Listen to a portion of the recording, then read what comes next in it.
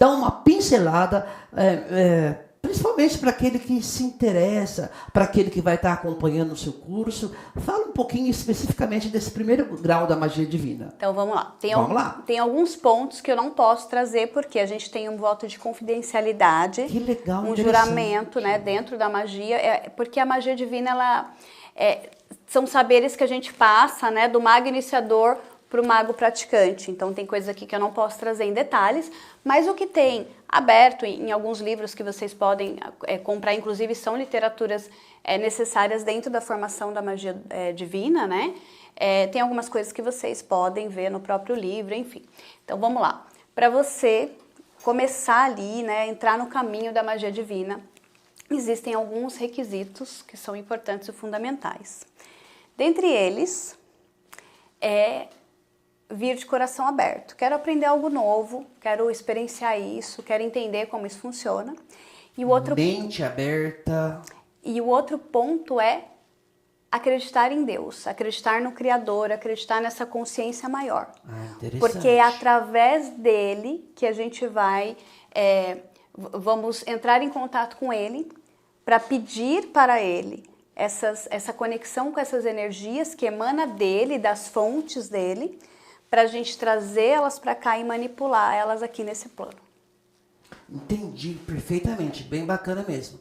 Então as pessoas têm que ir até a magia divina com a mente aberta, predisposta ao aprendizado e bem chique. Adriana, mais uma perguntinha, estou curioso aqui. Quando se deu o seu primeiro contato com a magia divina? Por quê? Em que circunstância? Essa parte é interessante, vamos lá. Olha lá, que legal. Eu não fui para magia divina com a mente aberta, com o coração aberto. Olha só. Mas... Deu certo, mas isso não convém, não é... Não é que não convém, eu fui fazer a minha primeira formação de magia divina para desmentir que ela existia. Olha que interessante. Eu fui para afrontar mesmo. Eu tenho eu sou uma pessoa um pouco mais disruptiva, né? Eu tenho muito aquário aqui no meu campo. Mais cética e tem que... mais ou menos por aí? Isso, na época, né, eu era kardecista. Certo. E dentro do kardecismo a gente não elementariza, né? A gente tem todo um conceito lá dentro, que eu não vou adentrar nesse ponto, porque a gente não veio falar de kardecismo hoje, nem de religião. A gente pode falar no outro momento. No outro momento a gente pode. Por favor, venha aqui falar conosco. Pois não. Então, e aí, durante um trabalho que a gente fez lá no centro, né, quando eu trabalhava nesse lugar, durante um desdobramento, num trabalho de apometria, eu tive contato... Você tem problema de falar o nome do centro, não? Não. É o Irmã? Irmã Angélica, que é lá em São Paulo. Tá. Pessoal, eu sei que o nome do centro, porque não é a primeira vez que a gente está gravando com a nossa amicíssima Adriana Paixão. Então, quem não assistiu a primeira gravação, procure aí na descrição, vamos deixar o link, que vocês vão saber a história toda aqui da Adriana, e ela cita esse exemplo. Enéas, para de falar com você, Adriana. Então, pois não, Adriana, desculpa. Aí você trabalhava lá no centro, era trabalhadora? Isso, aí durante um trabalho que a gente estava fazendo, né, de apometria, em desdobramento, quem se manifestou foi uma consciência, né, minha do passado.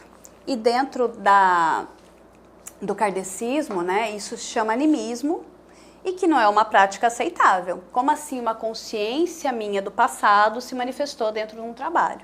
Né? Entendo. E aí essa consciência, ela era bruxa, era maga, ela manipulava energias, e na época eu não tinha uma consciência do que estava sendo trabalhado, então eu acreditava que ela estava trabalhando com cromoterapia. Ela, na verdade, né? Essa consciência. Tá. Então, durante o desdobramento, eu via a manipulação de uma energia laranja muito forte, né? E por que eu sabia que também, que era uma consciência minha do passado, era eu, mas não era eu, né?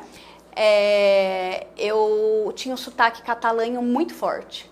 Isso durante a prática da apometria lá no Irmã Evangélica, na capital. No Irmã Angélica, lá na capital. Aí a consciência se manifestou, digamos assim. E aí, quando a gente terminou o trabalho, a dirigente do lugar perguntou assim, falou, nossa, que guia interessante, quem é? E eu falei, não é guia, sou eu. E como precisava dessa intervenção, desse conhecimento que eu não tenho agora, veio essa consciência. Ela falou, ok, né, vamos perguntar para Deus, vamos acolher isso e entender melhor o que, que isso significa, né? Ela é uma pessoa muito sábia, ela ainda está viva hoje, enfim. E só que eu olhei com um olhar feio, eu julguei isso, eu falei, mas isso não pode, animismo não pode manifestar um pedaço do que eu fui em outra vida, isso é desequilíbrio mediúnico, né? Eu sempre tive uma exigência muito, né, comigo mesma. Aquela crença limitante total? Várias. Bom. E aí eu falei assim, bom, se eu do passado já tive contato com isso, eu vou buscar. Joguei no Google, magia divina. Apareceu, né, o lugar que eu fiz a primeira formação, lá a Casa de Miguel. Que ano a gente está falando mais ou menos? Eu me perdi. Olha, 2015, 2016, tá? Eu não sou muito boa de data, mas entre 2015 e 2016. Mais ou menos isso. Mais ou menos. E aí eu joguei lá. E apareceu a Casa de Miguel, eles tinham vários graus abertos. Na época não era obrigatório começar pelo fogo, mas eu quis começar pelo fogo por conta essa exigência, esse perfeccionismo aí que sempre me acompanhou. Você falou que eu seria o primeiro grau aí, no avanço dos estudos? Mas na época não era obrigatório começar por ele. Perfeito. E aí eu fiz a inscrição, fiz aquele grau, né? Iniciei lá os estudos. Eu ia toda a aula com uma cara de afronta ali, né? Olhar. E no primeiro encontro, né? Ele acendeu ali um espaço, né, mágico, que a gente fala que é como uma mandala, com as velas, tudo, para já tratar os alunos ali. E eu sentei na frente, né? Eu com os braços cruzados, olhei aquilo e pensei, nunca que eu vou precisar... Vou ver se eu acredito nisso ou não. Nunca que eu vou precisar acender uma vela para fazer isso. Eu sou assim, mas vamos lá. Enfim... Eu entendo perfeitamente, porque o meu perfil é por aí também. Como que é? Vou pagar pra ver, né? Pagar pra ver. Foi exatamente isso com essa energia. E aí eu levei minha prima junto, a gente fez essa formação, tudo. Depois ela já emendou um outro grau de ervas, gostou, levou minha tia, né? E foi fazer o curso. E sua prima trabalha com isso hoje? Não necessariamente. Então, minha prima é veterinária, enfim, ela faz alguns trabalhos por fora, mas não é o foco dela de trabalho, né? E aí... vivi ali os 4, 5 meses, né, o andamento ali dessa formação. E ao final, né, no meio a gente tem uma iniciação, que é uma conexão com essa energia. E no final a gente tem a finalização ali, que é uma conexão mais próxima com essa energia do fogo, tá? E aí naquele ritual, é um ritual mesmo, né, a gente acende, enfim, né? Tem algumas peculiaridades de um ritual de iniciação e de consagração. E aí eu sentada lá em conexão com aquela energia, eu comecei a chorar.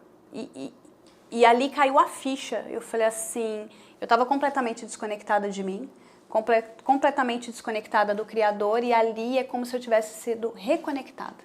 Ai, meu Deus do céu, acho que eu tô precisando disso. E aí, na hora que eu senti aquilo, e foi muito forte, assim, foi no meu mental, foi no meu íntimo, no meu coração... Eu falei, eu quero levar isso para mais pessoas. É isso que eu quero fazer. Mas eu sei que como eu vim toda endurecida e cheia de preconceitos, muitas pessoas têm preconceito com a magia. Sim. Acredita que a magia é para amarrar, a magia é para aprender. É por falta de conhecimento, assim, da minha... Não, estamos aqui para isso. Exato. Pois não, pode continuar. E enquanto o pessoal está se valendo de querer fazer para o outro, né, através de outros sistemas magísticos, porque dentro da magia divina não tem como você fazer magia negativa, magia contra o outro. Tem um estatuto que normatiza isso, tá? A gente não pode utilizar ela tem uma trava dentro da magia divina mesmo, que a gente não pode usar para fazer o mal ao outro. Mas existem outros, como é que fala? Outros sistemas que as pessoas fazem o que fazem, que a gente sabe, né? Eu busquei uma informação na internet em relação à magia divina, pouca coisa aqui, né? Antes da nossa conversa. E eu li alguma coisa assim, que a magia divina, ela é voltada exclusivamente para o bem. Para o bem e para a evolução. Isso tá, tipo, lá, sei lá, nos preceitos, no estatuto. É exclusivamente para a prática do bem. Exatamente. Você já falou de Deus, você já falou a prática do bem, olha só, que bacana. Bem bacana mesmo. Aí você, como é que é? Fez o curso? Então, fiz a formação, né? A formação? Isso, a primeira iniciação, na verdade, consagração. E aí eu dei um tempo, eu falei, acho que tá bom, né? Só a magia do fogo, enfim, né? Eu achei bem legal o encontro que você... O reencontro consigo mesmo, não sei o termo, a expressão mais correta que você acabou de citar agora. Bom, te interrompi novamente, mas vamos lá. Eu falo que a magia divina veio para minha vida para trabalhar essa conexão com essa consciência maior, com o que a gente pode chamar de Deus, de... Enfim, o que você entender, né? O cosmos, essa energia maior. Uma reconexão. Um reencontro comigo. Ela trabalha muito a questão da autoestima, de quais são os seus valores, qual que é o seu posicionamento na vida. Porque o mago, quando ele é iniciado e consagrado, ele é chamado a essa autopercepção, sabe?